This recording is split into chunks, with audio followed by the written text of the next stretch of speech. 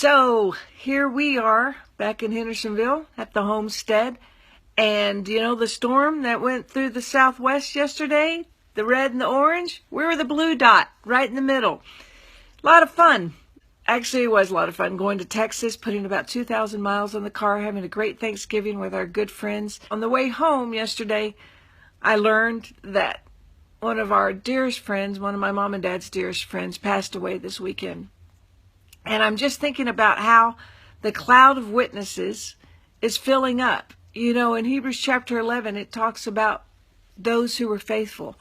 And then in Hebrews chapter 12 begins, therefore, since we have such a great cloud of witnesses, let us run with endurance the race that is set before us. My Uncle David, when we were kids, my brother and I, back in the olden days, we stayed at people's houses and not in hotels. And, you know, we would stay with preachers a lot. But thank goodness, some of the times we got to stay with the folks who weren't preachers. And that is what taught me how crucial the businessman is, because Uncle David did everything. Matter of fact, I didn't even know he had a regular job outside of all the things he did for church.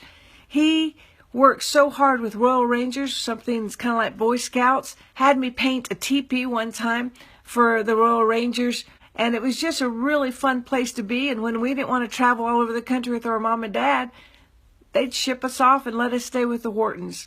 And I don't know if the Whartons were blessed, but we sure were.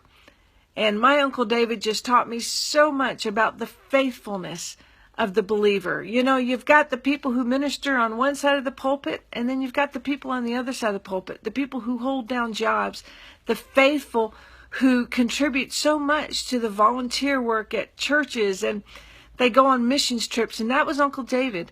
He way after he retired, was building churches in remote areas of South America and Africa. He never stopped. He put his hand to the plow, as they say, and he worked with all of his might. And I loved him for that. I loved knowing him for that. And I loved the fact that he showed me a side of the church and ministry, what the kingdom of God is.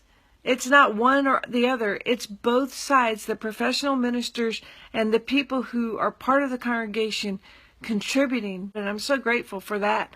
I'm grateful for knowing him, and I'm grateful for all of you out there who hold down professions.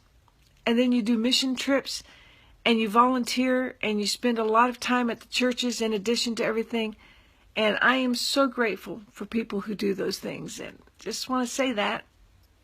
My Uncle David's part of the cloud of witnesses with my mom and dad, and I'm part of chapter 12, running the race with endurance. Hope you guys are too. Bye.